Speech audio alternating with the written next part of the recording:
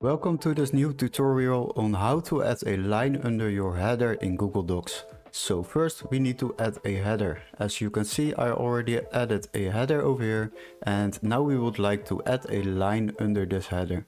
So for the first step we need to go to layout, and then we will go to paragraph styles, and there you will see borders and hatching. Click on it, and what we want to do now is basically select the bottom edge.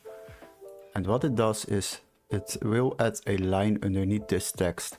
So the next step is to customize it. You can select the border width, and we will make it a little bit thicker, like 3. And then you can select the type of line, like a dotted line, a solid line, or a striped line.